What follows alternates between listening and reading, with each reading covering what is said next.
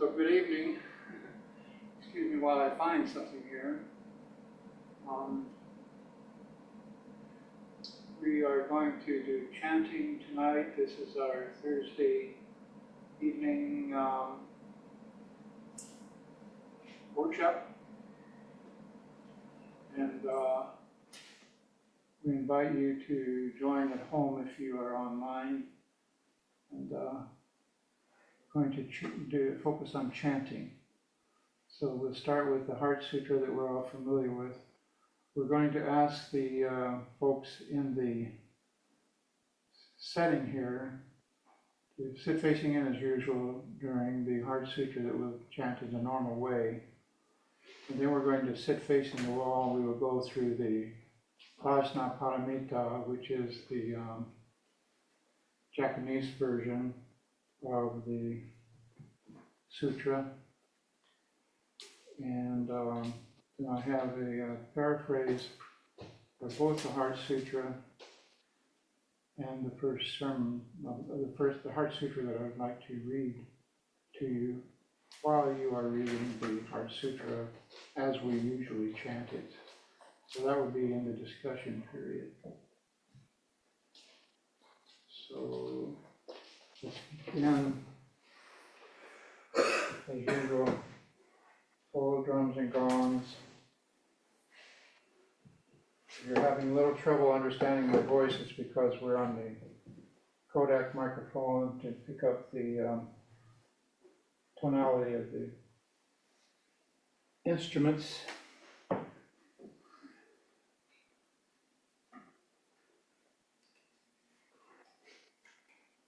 We will not do the Repentance and Refuges, but just the sutra itself, since we're going to do several versions of it tonight. So the Heart Sutra is the only one that uses the three large gongs as the introduction before the title is chanted. And then most of them, the title is, most of the other, what you would call feature chants, like the Chinese chants, the Japanese chants from Dogen and so forth. Title is chanted, the gong is struck once at the end. The Heart Sutra is done in every temple, monastery around the world in one language or another, and it has a special designation as kind of the heart, meaning Hridaya, meaning the essence of the teaching. And so it has a special introductory emphasis with the gongs.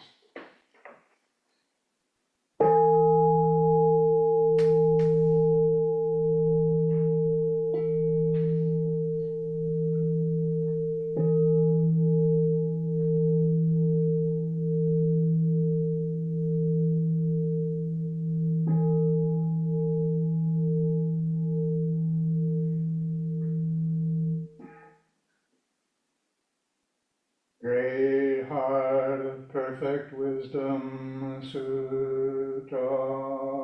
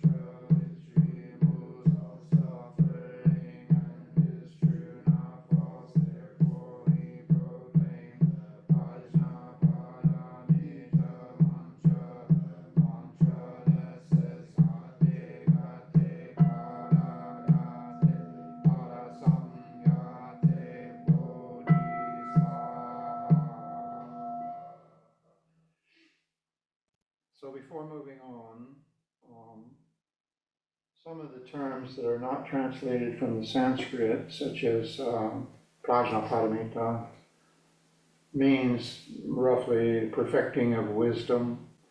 It's one of the 6 paramitas, including dana, generosity, patience, and so forth. Prajna being wisdom is thought to be an accumulation of experience, practice experience over time, and subsumes all of the other perfections or perfecting processes of generosity, patience, endurance, etc. And most centrally, meditation itself, which is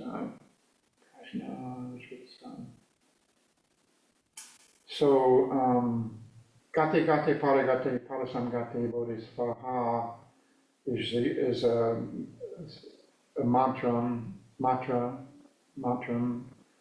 usually not translated. It means something like gone to the other shore, attained the other shore, enlightenment accomplished. As Dogen said, actually the other shore comes to us. So a mantram, sometimes called a dharani.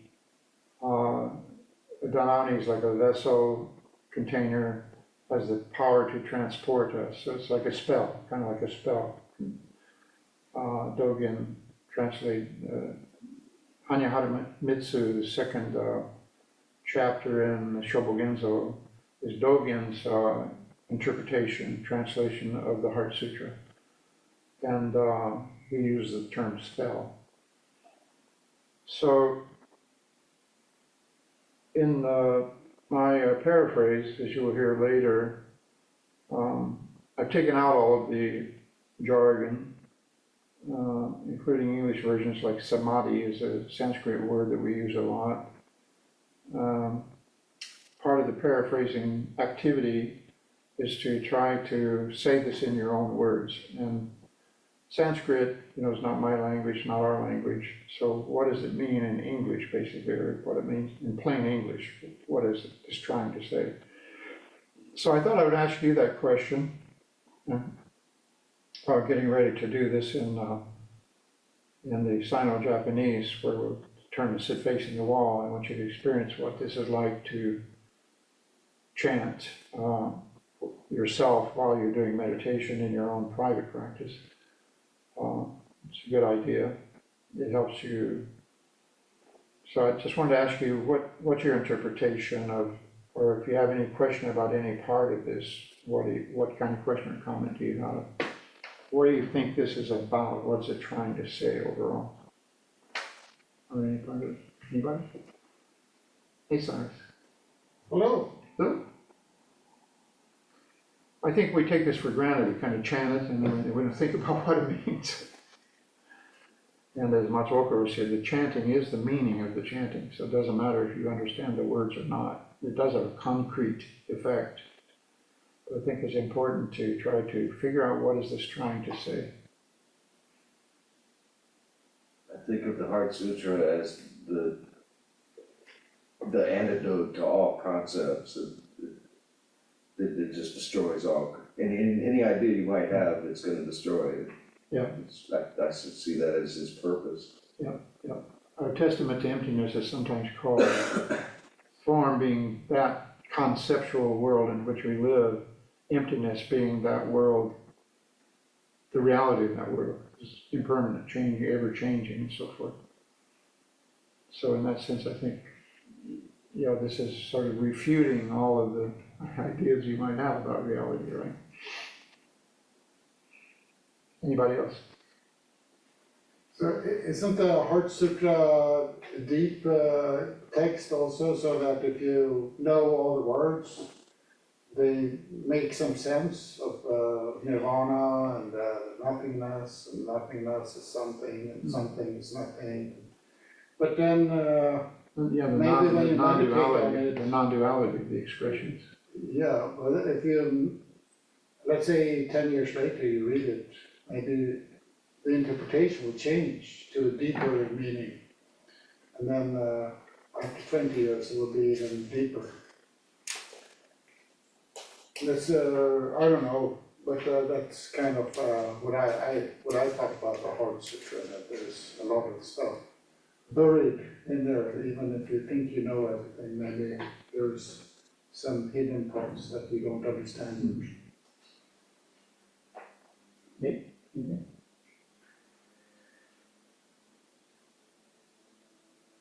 I've been thinking about this thing that I learned in geometry at some point in probably high school, maybe even earlier.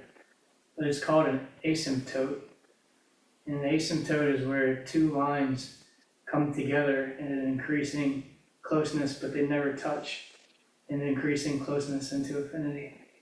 And that was, when I learned it very young, it's something that always struck me. And as I've been thinking and learning more about just the concept of, and contemplating the concept of enlightenment, I'm coming to the perspective that enlightenment is different for individuals. And if you extrapolate that into something that has been quoted a fair amount in things that I've crossed lately, that no person is the same in each moment. The person who walked in is not the same as the person who left the room. And so that kind of gives a nuance to the whole idea of enlightenment and nirvana, in that your enlightenment could be equally fulfilling as mine, but totally different. And mine could be equally fulfilling at this moment, but totally different at the next moment. You have to say, With the deepness I of, think that's the deeper meaning of the harmony of sameness and difference, sambhaka, harmony of difference and equality. Your enlightenment will be the same as Buddha's, in a way, but it has to be entirely different at the same time. and that bears out in the logic of mathematics with the concept of asymptote. The asymptote is an interesting analogy to coming close, higher approximation, arrow points meeting, we're getting close, But never touching. but never quite getting there. What's the, is it Occam's razor? What's the one where the spear can never hit the target because it has to go halfway first, and then it has to go half of the Paradox. remaining distance? This is Zeno's paradox. Zeno's paradox, half the remaining distance, so, right? So there's a theory in Buddhism, which Dogen talks about in one of the fascicles, that the universe, it's called the instantaneous theory of the universe. The entire universe, the rising and abiding and decaying in a shana, K-S-A-N-A, Sanskrit word for the briefest duration of time possible. In modern physics, David Finkelstein called it the chronon. It's like the Planck constant. The Planck constant is the minimal interval of space, the smallest interval in space. So the chronon is like that only for time. What's the shortest duration possible? And Dogen calculates that there's like so many hundreds in one snap of the fingers, and so he calculates in 24 hours. Those days they had a 12-hour system, nonetheless. Came up with this, like a 7-figure number for how many instances pass by so quickly in the refresh rate of reality, or in a full-day cycle. So it's a little bit like that. It's coming closer to the absolute moment, but never quite getting there, never quite reaching it. How about you, Daniel? I guess what comes to mind is in the assignment that you gave about putting it in our own words. Uh-huh. It reminds me of like playing standards in jazz music. What Sanders? It reminds me of like playing standards in jazz music. Oh, yeah. Because like that's kind of the goal, playing them. To kind of paraphrase and put it into your own experience. Yeah, it's not to copy it note by note. Yeah. I guess that's what came to mind when you said that. Yeah. Okay, I'm gonna ask you to rise and turn facing the wall. This will just be as if you're meditating at home without the chant. Typically, we don't chant during the meditation, but in some traditional forms, the chanting is considered meditation. Everybody takes a formal posture, usually kneeling. And this is the Hanya Shingo, which is the Sino-Japanese version of the same thing we just chanted. I counted the syllables once, and it's probably a third or less of the English. For some reason, when you translate into English, it's many more syllables. The gong and drum are the same, basically.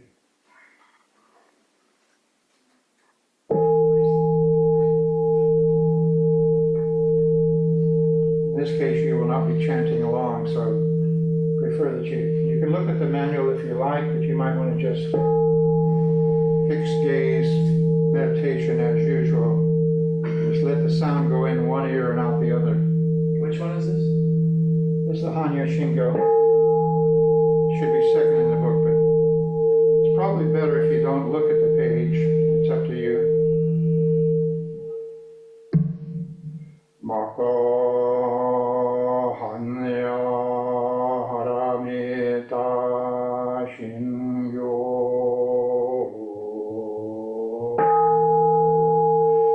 Hanye Zaibo Satsugyo Jin Hanya Haramita Jit Kengo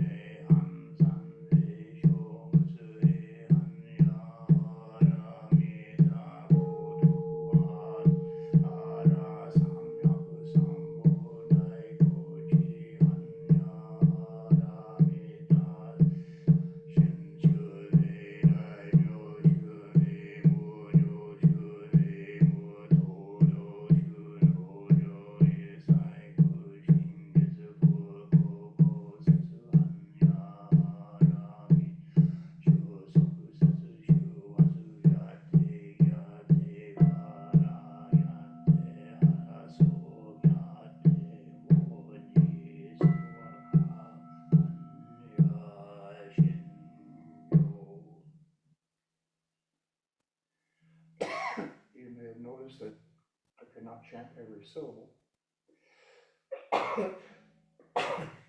And this is one, I think, of the principles of the sutra is that nobody can chant it all themselves. So with that, I'll ask you to turn around and we'll have a little more, less ritualistic, but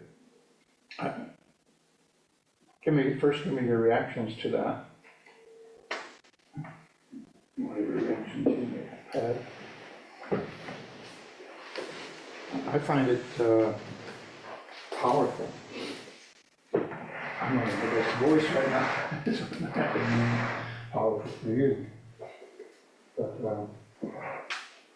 it's much briefer in terms of the number of syllables, and to me, it's more melodic.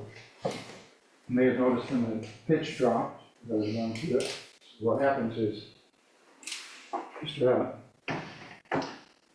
Okahanya Aramita Shingyo Kanji Zai. After a while, that pitch will be too high. You're straining to hold that pitch.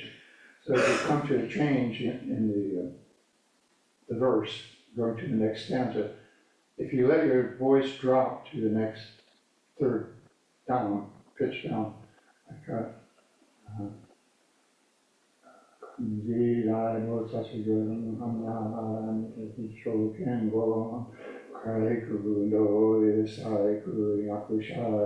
just let your voice naturally fall. By the end of the chanting, you'll be at a deeper register. Maybe not a complete register, but you'll be a deeper tone. Because your vocal cords can't relax if you maintain the high pitch. And I find that's a natural thing that happens. It's not something I would force. It's not something that you have to do. But if you're aware that that will happen, you might notice, why am I straining so hard? Right? Why is my voice straining? It's probably because you're maintaining the pitch you start out on. The pitch you start out on, you're not settled in. You're coming in and you're leading the chant. So as you settle into the chanting, your breath starts slowing down, you start getting into the groove, and your voice can drop to a lower pitch, but not if you keep it at the same pitch intentionally. It becomes an unconscious thing. You just hear yourself straining. So if by the time you're at the end of the chant, your voice should be completely relaxed. And you have to allow it to drop in pitch. That's what I have found anyway. And again, nobody can chant the chant all by themselves. So if I take a breath, a beat, a syllable, then one of you will be chanting the word, right? If you try chanting these at home alone, you're not going to be able to hit every syllable. So, comments? Anybody? Not on a zilch. I could feel the drum, the vibration of the drum in my body, along Yeah. my back. When you strike it, it ricochets across the room and strikes me. Yeah. And when I'm training people, I suggest that they lean into the gong. When you first strike the gong, at the first four, or three really, there's three and then a stop. And the doshi is doing the bowing, so forth. You lean down, and when you bow like that, you feel the vibration of the gong entering your skull. You feel the vibration. And then you feel it start entering your chest, into your solar plexus. By the time you hit that third gong, you come to the stop and chant the title. You're already in harmony with the gong because you're vibrating at the same frequency. You can actually feel it penetrating your body. If you ever just come over and lean up against the gong and listen to it, you'll hear it. It's always sounding just slightly. Never really still. The walls of that drawing are paper thin. If you ever knock it off the stand and it cracks, it loses its sound altogether. We're very careful in the way we handle them. Anything else? I thought that you had gone out and a Japanese person had come back and was chanting. I was like, what? That's a compliment. Some of our Japanese members, residents, people who've been in Maiko, Keiko, they say that the way I was trained by Matsuoka to chant the Japanese is perfect. It's just the same way they do it in Japan. So, and he was very thorough in his training. We have a DVD, which I'm not sure, Daniel, you've come across that, but you go online to ASZC, go into the videos, and there's a video, the cover shot of it is me sitting here on the floor behind the drum and gongs from that angle. And that's a DVD training video. I go through the English first, and I go through all of the little tips that Matsuoka Roshi gave me about how to hold the stick, how to strike the gong, pull the sound out of the gong, you don't strike the gong. All these different little technical touches, you might say. And the second time I go through the Japanese, and mostly about the pronunciation, how you pronounce, how the Japanese is pronounced. So anybody can download that video and watch it. And if you want to train on this, typically only disciples do it. People who are on the formal path, that we're not that. We don't stand up formality. We sit on it. If you want to train on this, you're welcome to train. So this is a different exercise. This is we've done something like this before. In this case, what I want you to do is follow the English translation of the Heart Sutra while I read my paraphrase of it.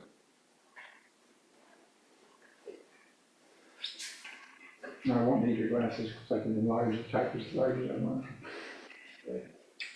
I just came from the studio again, recording the last bit, the last 10 pages of Rage Play the Zen.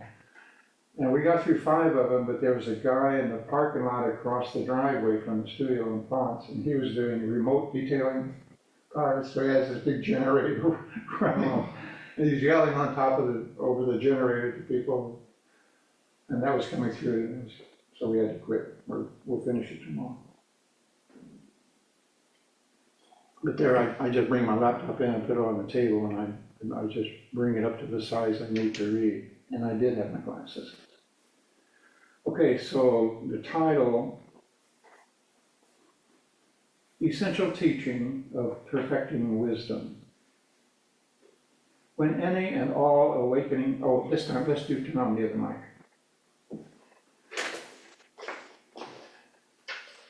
Hold on, enter Bluetooth. It should, it defaults right, so. So let me move a little closer. So it's picked up on the mic.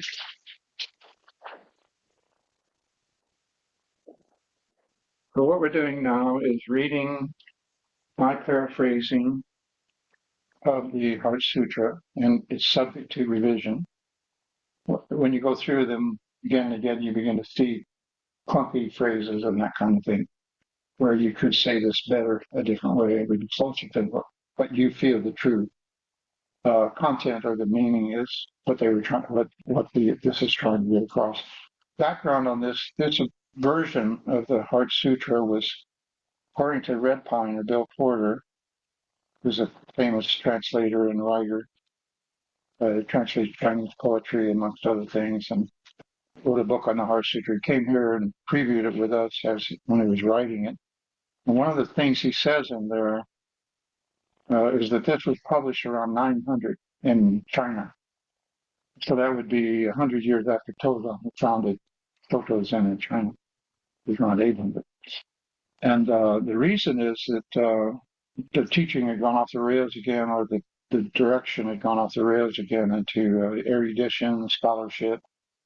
Whoever could quote the most sutras was the most enlightened and that kind of thing. And Hui Nong and Sixth Patriarch had kind of famously torn up sutras in public to make this point that, that's not the emphasis. And the way Red Pine sort of qualified it, he said they were wanting to point out that Buddha said even his teachings are subject to impermanence, imperfection, and so forth, so that we don't want to concretize whatever the sutras say and sort of worship that rather than getting to the experience of it ourselves, through which we will actually begin to understand what these things are saying. So this is my poor attempt to translate it into contemporary English and also the cultural idiom of today. So instead of the Great Heart of Wisdom Sutra, it's the essential teaching of perfecting wisdom is the way I've chosen to phrase the title, the essential teaching of perfecting wisdom. When any and all awakening beings deeply and directly experience the process of perfecting wisdom, They clearly see that all 5 traditional components of sentience are fundamentally free of permanence and separate self-existence. This insight relieves all unnecessary suffering.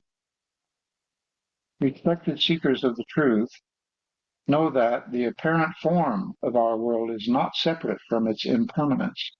Impermanence is not separate from appearances. Form, or particles of matter, is innately emptiness, or waves of energy.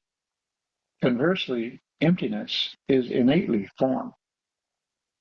All sensations, perceptions, and underlying mental formations, as well as consciousness itself, also manifest as complementary. All existent beings manifest elemental impermanence, imperfection, and insubstantiality. They neither arise nor cease as they appear to do. They are neither defiled nor pure, but non-dual in their nature. They neither increase nor decrease in value or merit. Therefore, know that, given the relativity of the material and immaterial, there can be no fixity of form, no tangibility of sensation, no persistence of perception, no infallibility of mental formation. Finally, there can be no absolute entity of consciousness. More immediately, the principle of complementarity entails that there can be no eyes, ears, nose, or tongue as such, and thus no body. Likewise, there can be no mind as a separate substance. It follows that, in spite of appearances, there can be no independent functions of seeing, hearing, smelling, tasting, or touching, nor can there be the unconstructed objects of the mind, no independent realm of sight, nor that of any other sense organ, or any realm of mind consciousness as a whole. This means that there can be neither ignorance in the absolute sense, or any extinction of ignorance in the relative sense. Neither can there be sickness, old age, and death as absolute states, nor any extinction of sickness, old age, and death as relative states. In light of the implications of this insight, suffering intentionally inflicted upon oneself and or others can come to an end, stemming as it does from confusion as to root causes. While natural suffering such as aging, sickness, and death cannot end. Thus, there can be no isolated path leading to cessation of suffering. There can be no essential knowledge to gain in any conclusive sense, and no attainment of any consequential kind. Since there is nothing to attain, all awakening beings rely totally on simply perfecting their wisdom. Their body-mind drops away, functioning fully with no further hindrances. With no dualistic hindrances, no root of fear is to be found. Far beyond confused worldviews, they abide in non-dual, spiritual liberation. All awakening ones of past, present, and future rely on the perfecting of this deepest wisdom, thereby attaining unsurpassed, complete insight and letting go of the attainment. Rest assured that perfecting wisdom is the most excellent method, the serene and illuminating discipline, the unsurpassable teaching, the incomparable means of mitigating all suffering, and that this claim is true, not false. We proclaim the transformational perfecting of wisdom. Gone to the other shore, attain the other shore, altogether beyond the other shore, having never left, the other shore coming to us. Wisdom perfected. A lot more words.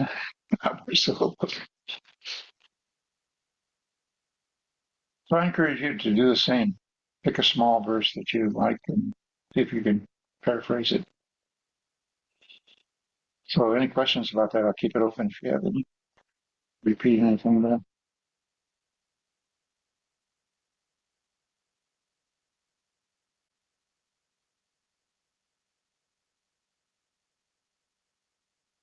Merit real.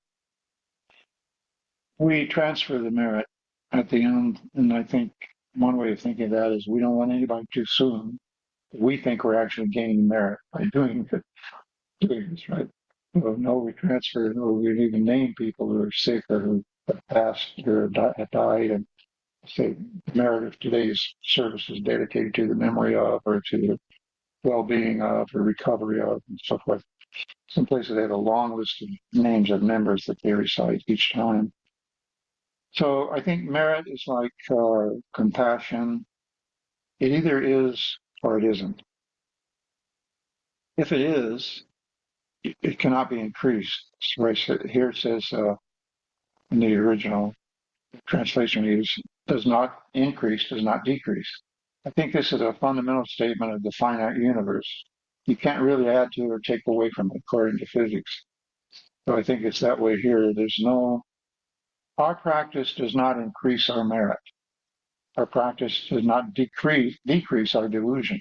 There's absolutely no change.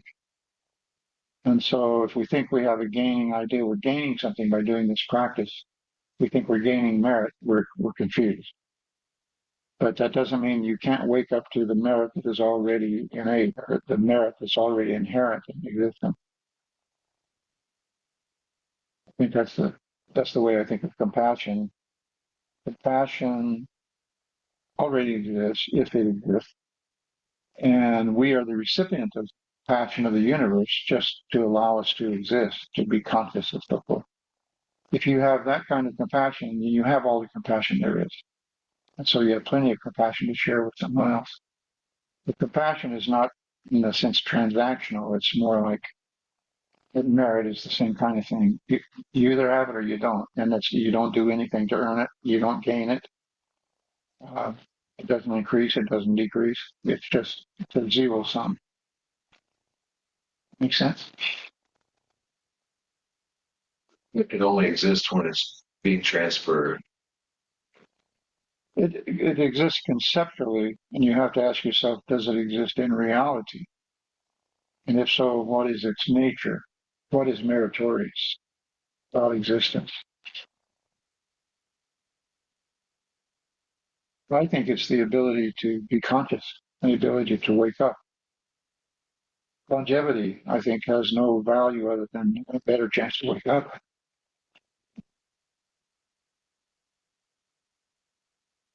But the long-term theory, the rebirth theory and all that says you get a do-over. You know, you may not wake up in this lifetime. And some primitive forms of Buddhism follow the rules, like Job following the rules of Job, expecting prosperity, expecting beneficial results, effects, including waking up in the next life. I may not make it this lifetime, but I'm going to follow the rules, hedge my bets, right, so that I be born into paradise or I can be born into better circumstances next time. I think that's a way Buddha, first of all, he was doing a corrective to reincarnation, which says this same person is reborn, takes on a new body, just as we change clothes into a new body in the next lifetime. Transmigrating soul, spirit, essence. But it says it's not exactly like that. The one that is reborn is not the one that dies. It's not the same person. There's no such person. There's a karmic carryover. So he kind of modified Hindu teachings of the time. So in his own experience, he found no evidence of the Atma, the existence of that self-existent thing, person, soul. And so we have to take all these teachings as contextual in that sense. He's correcting a prevalent view in the culture that he grew up in, was born into. And I think they're more like conjectures. They're not like meant to argue, the point, whether this is true and that's false, although he did talk about false views. But they're more like, what if it's like this, not like conventional wisdom stuff. It is. Now we have the same thing with Christianity and Judaism. in our situation.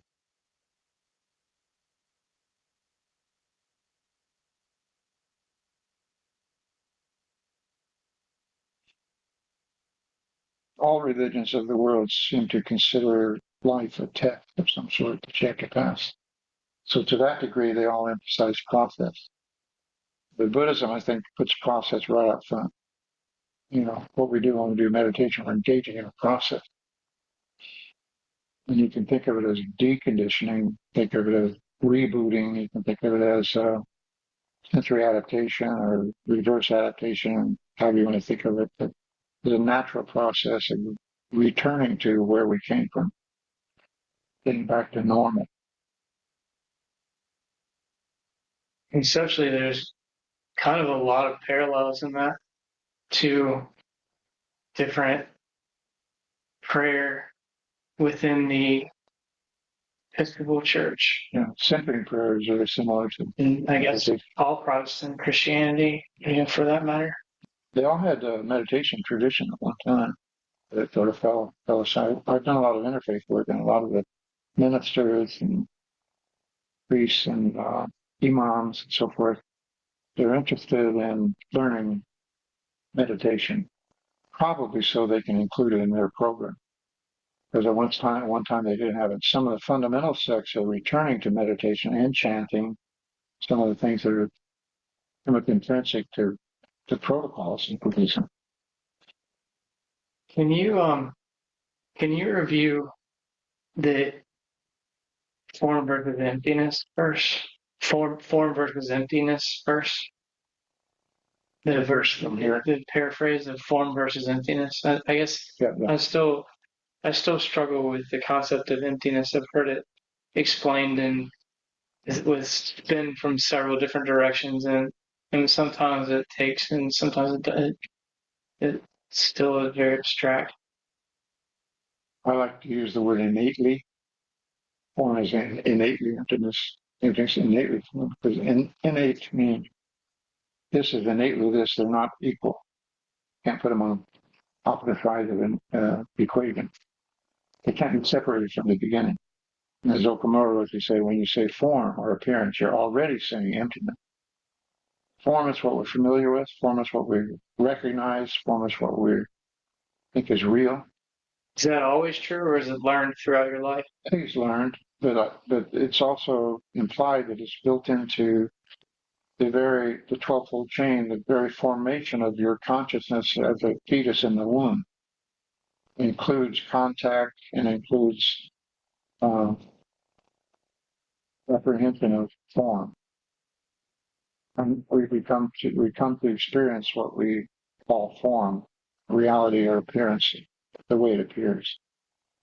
And we know that it's not the same for you as it for me, not the same for any two sentient being, because we're biologically different enough that what I see as a color, you also see it and can differentiate it, but we're not sure that you're having the same color hue impression on the spectrum that I'm having every given color. Well, we seem to synthesize it closer and closer as we age together. Maybe. If I say red, you know what I mean. But it's also true that you and I probably never see the same red color. Right. But exactly. Yeah. But our consciousness and differentiation, powers of differentiation, are not that fine. Now, I can't determine whether I'm seeing red, one, whatever the appropriate measurement would be from yours. A colorblind person sees gray, if they don't see the red at all. That's a separate color. So that's the form side. And what about the emptiness The side? emptiness side is where it's what it actually is, in the non-dualistic sense. Sokean, the Rinzai priest, came over to Soen Shaku in the World Conference of Religion at the end of the 1800s, when Buddhism was first introduced to the West in America, in Chicago. I think it was in Chicago. Sokean stayed behind or came back and formed what eventually became the New York Zen Institute. We have writings of his at the not for Lending Library. He said a fire hydrant in New York, red fire. The chicken, the dog, and the person all see the fire hydrant. Only the person sees the red. The chicken doesn't see it, the dog doesn't see it. They said red is a real but non-existent dharma. The red fire hydrant is a real and existent dharma. And when we examine the fire hydrant under an electron microscope, we begin to see that it also breaks down into what we call emptiness or energy, matter. I think the simplest metaphor we have is we know that matter is energy. They didn't know that in those days. So they're doing this appearance and emptiness duality without the information that we have about molecular structure, atomic structure, and so forth. Any high school kid gets this idea today, but back in that time they didn't. So the emptiness is the underlying dynamic behind the appearance. Just as if you look at a monitor, what's happening there to create that image, and you see it as type or you see it as a figure, is actually an energetic kind of flow of photons and so forth. And this is in cat TV, for instance, you have cat TV. Some cats see the bird jumping around or the mouse and they swat at the screen. Other cats don't see it. The raster, the frequency of the raster generating the image has to synchronize with the frequency of your nervous system. Some cats' nervous system is off, and all they see is the gray raster. Other cats see the image, swat at it. When the cinescope first was developed, it was came down to 16 cycles per second. Around 16 cycles per second, you would start seeing the horse running instead of still frames of the horse. So it's all tied into that biology, physiology, the way the nervous system works. So there is a logical tie, it sounds like. Yeah. It's not abstract, it's dependent upon the level at which you're observing. Yeah. Gotcha. If you approach it on the microscopic scale, it's all flow, it's all energy flow, quantum area, like a cloud. And that's the way it always is, it's really that way. And the presumption here, the implication is that our consciousness is not really restricted to a given scale, the classical scale. Our consciousness can go beyond that, but we have to push the envelope to get it to go there. If you read the Shurangama Sutra, Buddha's descriptions of what you actually experience in meditation, it sounds very much like a zoom into microcosmos. At one point he says, and the monk, at that point, the monk will see tiny vibrating strings of light from which everything arises. Sounds like string theory, but it's a visions, no visions. So the mind has the power your mind has the capacity to see into your body. You may see tapeworm. And later he says, Ananda, the mind has the power to penetrate external objects. So it's quite, today, if you wanted to paraphrase the Shurangama Sutra, it would end up being like a book. Those are all the senses. And they're all using the senses, the organ, the object, and the field in which each sense works as an analog for the mind. The mind is not limited to its senses. Just as one point he makes is, your senses are not limited to that object. He took away the walls and the surrounding hills and the trees and so forth. You'd see as far away as the sun and the moon and the stars. So whatever is floating in your vision is not restricting faculty of vision that's filtered through the mind. He uses it as a model to dissect the six senses and five senses and show that the mind is like this. The mind is not limited to its senses.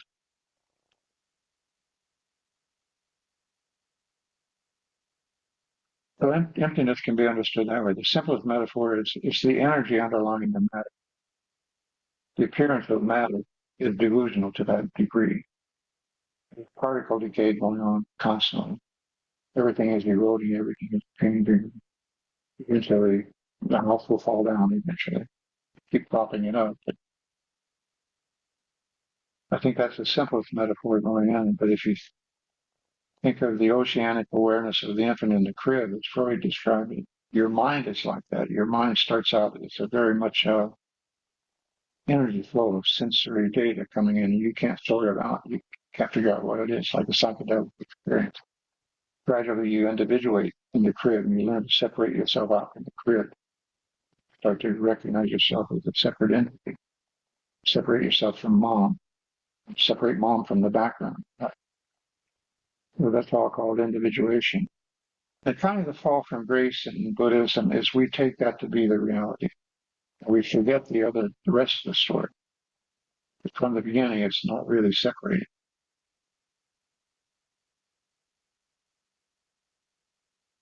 Very convincing. I mean, yeah, you're not me and I'm not you. Right? But on the other hand, our skin seems to separate us from everything else. It's what connects us to everything else. Works both ways. That's the connectivity principle of Buddhism.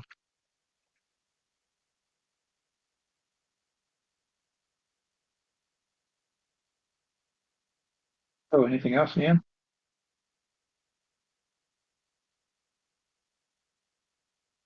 A good exercise to take Dogen's writing, for instance, and read different translations and compare line by line, stanza by stanza, see what different translators chose to, how they chose to render it.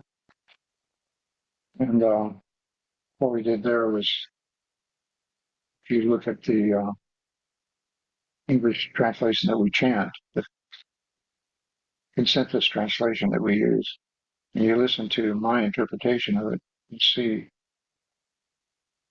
the differences between the lines. That's all I got. Iris, you seem to be listening intently. Anything for final comments, questions?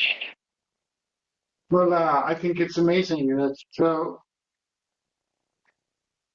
it would be nice if you could have a meditation without any thoughts. But they come up. Sometimes you don't want the thoughts to come up. Yeah. For example, maybe you sit and meditate and then you think of a politician or whatever. Same old nagging thoughts come around again and again. Yeah. And then you think about where is that thought? So let's say you think about pink elephant. It's bigger than your head, and still it's in there. But I think the big question is why anything exists at all. Because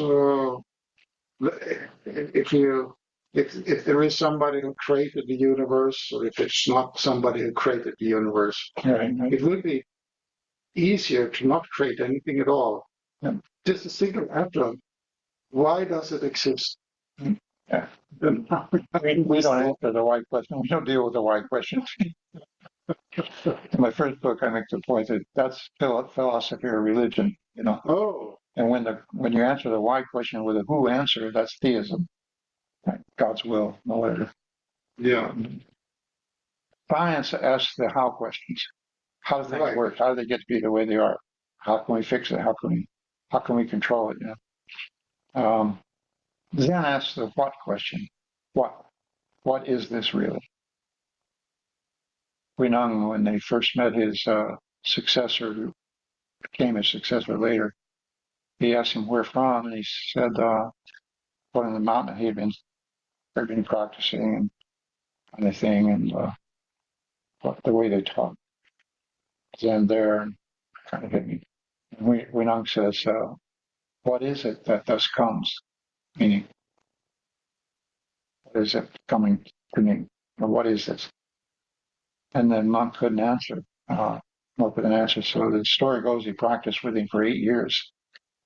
And after 8 years, he comes into the abbot's room and says, to try to name it would be to miss the mark for 8 years. And Huineng responds immediately and says, is it dependent on practice enlightenment? The monk responds and says, it's not that there is not practice and enlightenment. Practice and enlightenment are usually joined at Perdogan. Not that it is not practice and enlightenment, it's just that they cannot be defiled. And Huineng affirmed this understanding, said this, you are like this, I am like this non-defilement is what has been handed down from Buddha on down through the ancestors. Defilement here means rendering it an ordinary understanding, or trying to reduce it to conventional understanding. But what it is cannot be reduced to conventional understanding. What questions are there? That's what Zen addresses.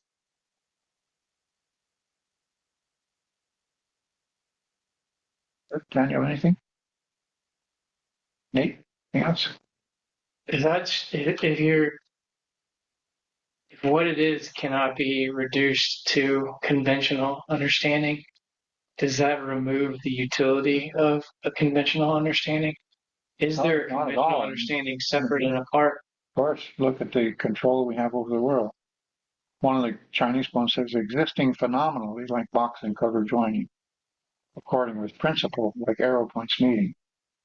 So if you think of existing phenomena like box and cover joining, we can build boxes and we can build covers that fit them perfectly. And that is a stand-in default example of everything that we can do. All of this. This is all conventional wisdom, conventional understanding. And of course, science, I think there's a convergent principle where science and Zen are sort of converging towards the same singularity at some point. The uncertainty principle is an example of that in science and so forth. So box and cover joining is all the things we can do to control the world. And now we see, it comes back to bite us in the form of climate change, viruses, pandemic, that kind of thing. Our very success as the stone built in Achilles' heel. So according with principle, like arrow points meeting is nearly impossible. It could happen. Two arrows could hit in midair, stop each other, and fall to the ground. Possible, right? It's very, very, very unlikely. So according with principle, and then the early part of that poem says, according with sameness is still not reality. Sameness is one side of the duality. According with principle, like arrow points meeting, meaning not only the box and cover joining, but you also get the other part of it. It's almost impossible. It's like what's it called in geometry? Asymptote. Yeah, it's like asymptote. Almost.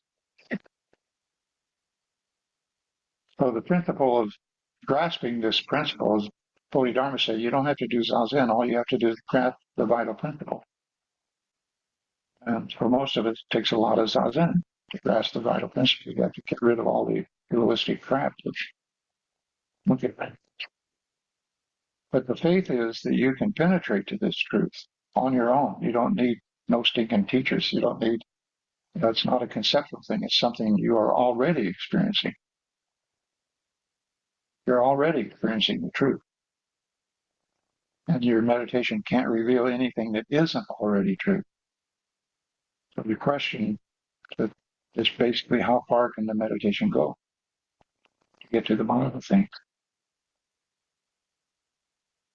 As Movement said, you have to take the backward step. You have to stop doing it the way you do everything else. And then that comes back to relativity, I think so, which yeah. would be science converging with Zen also. Yeah. Potentially. The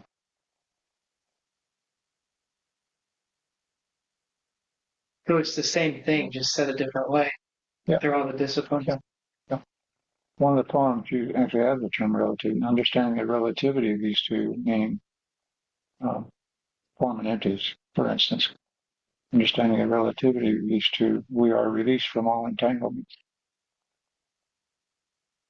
And all things are seen equally, the form timeless self-essence is reached. No comparisons or analogies are possible in this causeless, relationless state. Take motion and stillness and motion. Both movement and stillness disappear. When such dualities cease to exist, oneness itself cannot exist. To this ultimate finality, no law or description applies. For the unified mind, in accord with the way, all self-centered striving ceases. So this is one master's attempt to describe this singularity, this all coming together for you. The whole point is Buddha's personal experience of this truth. It's not an objective truth, it's like a scientific truth. It's not a belief, like a religious belief. He called it identification with the truth. That's the way Buddha put it. He said it's superior to scientific truth. It's superior to a belief. Identification with the truth. Form and appearance, although it is not constructed, it is not beyond words. Like facing a perfect mirror, form and reflection behold each other. You are not it, but in truth it is you. All these words are trying to point at this sort of singularity of consciousness or experience. Can't even call it experience. There's no subject, no object. Dogen said mind and object merge in realization to go beyond enlightenment. Mind and object merge, there's no subject. There's no object, there's no subject.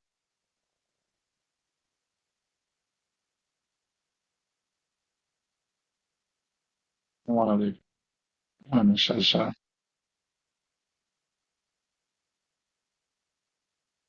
when no discriminating thoughts arise, the old mind ceases to exist. The mind is a subject because there are objects. There are objects because there is a subject mind. Understand the relativity of these two, the basic reality, the unity of emptiness. In emptiness, the two are indistinguishable. Each contains within itself the whole world. So it doesn't matter if you're looking at it from one side or the other. The reality is beyond those two.